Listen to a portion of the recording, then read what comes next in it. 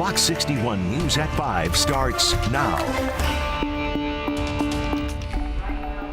A severe thunderstorm watch in effect until 8 o'clock tonight. We're going to closely monitor these storms and time them out for you coming up.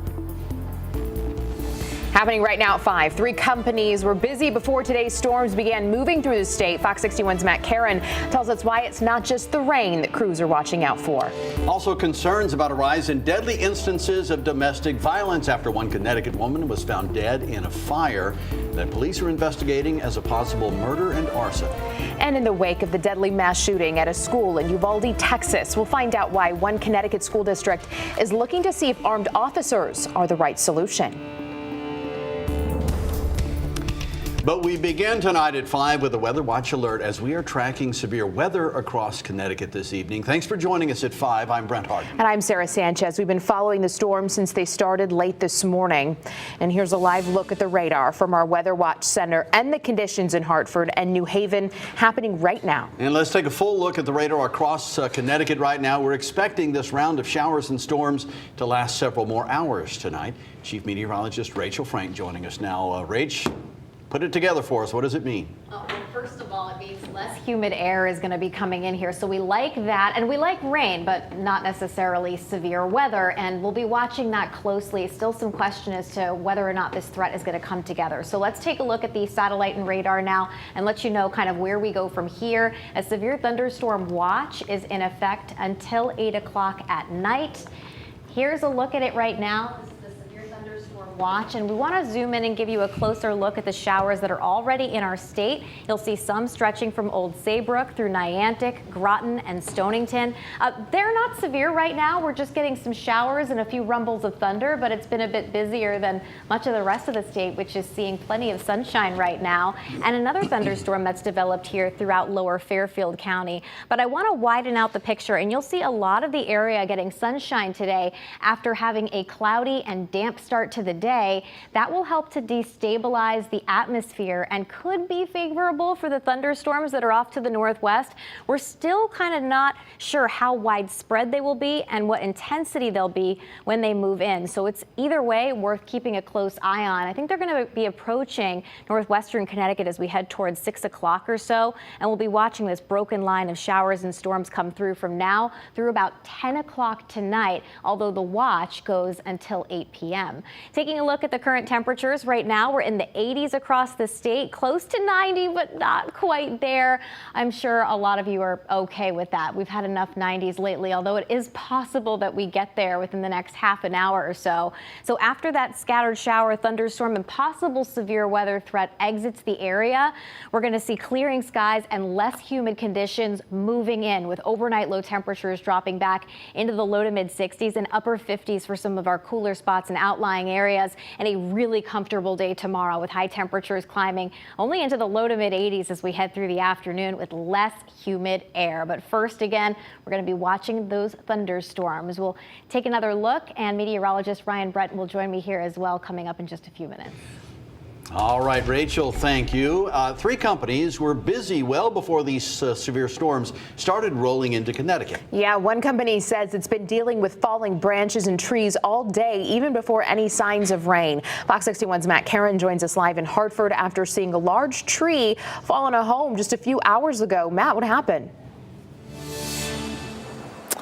Well, I could tell you guys it doesn't take much for a large tree limb to fall. We're live here in Elizabeth Park in Hartford, and you can see this row of trees behind us here. They've been doing some trimming just to try and keep the park as safe as possible. I was talking earlier with B&M Tree Services. They told me they had 3 calls for service today, and that was before any severe weather even rolled into the state.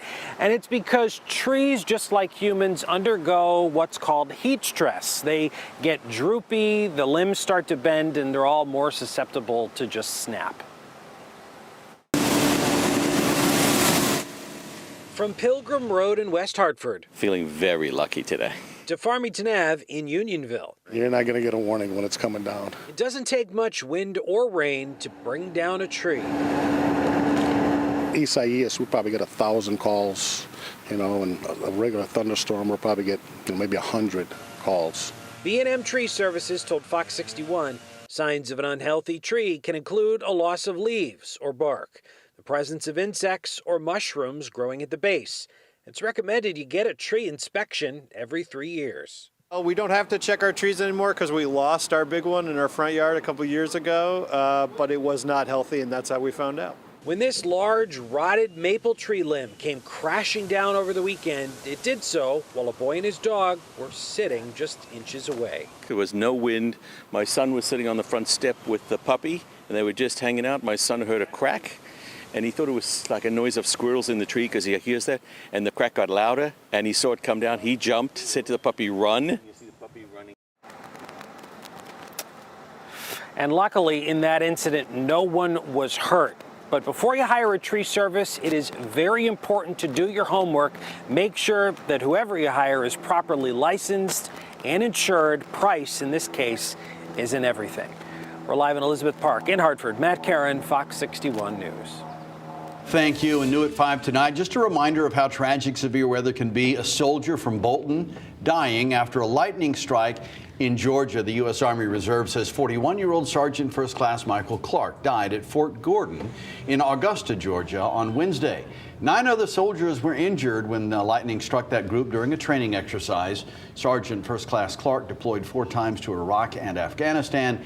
He was assigned to a medical team that performs emergency surgery in combat zones.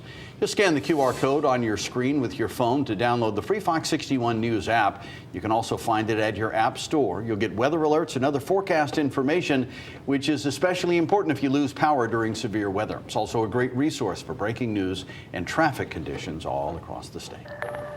All right, a Fox 61 follow-up now. Domestic violence advocates and residents in New London are very concerned after a woman was found dead in a house fire. Yeah, police are investigating this as a murder and arson. 23-year-old Shelby Dodson was found inside that home on Sherman Street Thursday morning. Her 1-year-old child was rescued and recovered.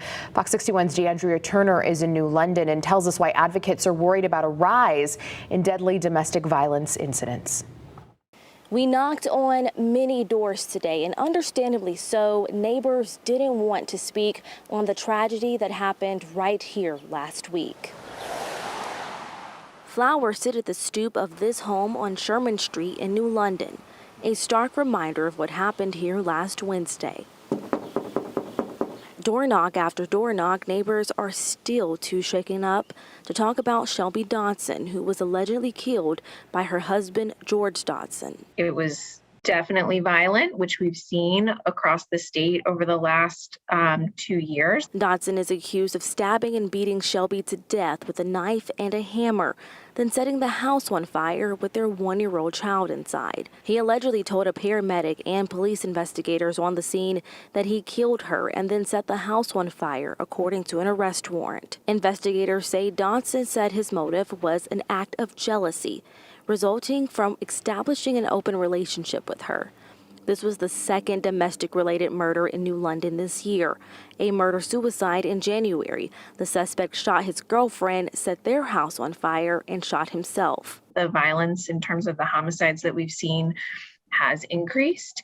So that's something that is consistent in this case. How violent crimes and crimes involving children have also increased in Connecticut. We have seen that children under 6, that's been a trend as well. Their child is still alive and in stable condition.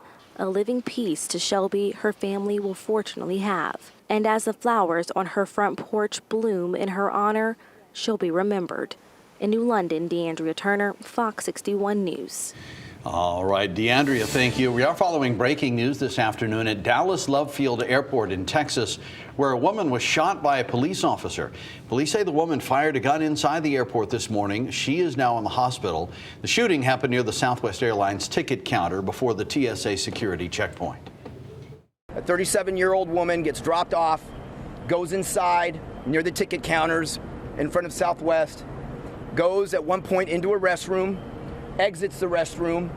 Now she's either put some sort of hoodie on or some other different type of clothing that she had when she walked in. Dallas police say she fired several shots into the ceiling near the ticket counter, but no one was injured. New developments this Monday in the defamation trial of Alex Jones. Jury selection has begun in a Texas courtroom. The trial will determine how much the InfoWars host must pay Sandy Hook parents for falsely telling his audience the shooting was a hoax. Jones has racked up fines for ignoring court orders, and back in April, he put InfoWars into bankruptcy protection just before the trial was set to start. New at 5, state police are looking for a driver who they say hit a person on a bicycle in Old Lyme and then drove away. Troopers say it happened at around 6:30 last night on Route 156, which is also Shore Road. We're told the person on the bike has minor injuries. Anyone who has information about what happened should call State Police Troop F in Westbrook. Also new this hour, Boston's mayor joins striking Starbucks workers. The movement to unionize is growing in New England, including here in Connecticut. Mayor Michelle Wu was on the picket line this morning. Workers say Starbucks corporate and the manager at this Boston location have cut employees' hours and threatened to fire workers after they voted to unionize last month. We've seen during the pandemic especially that workers are the backbone of our economy, and it doesn't work for our families, it doesn't work for our city when the burdens and the costs that are going up come on the backs of our workers with unsafe conditions or hours that are cut. And so we are calling on Starbucks to step up and be a good neighbor and a good partner for the city of Boston and respect the unionizing that is happening here so that everybody has the type of working conditions that they deserve. On Thursday, employees at the Vernon Starbucks joined a location in West Hartford as the second local cafe where workers voted to unionize. Starbucks has not commented yet on the claims made by the workers up in Boston.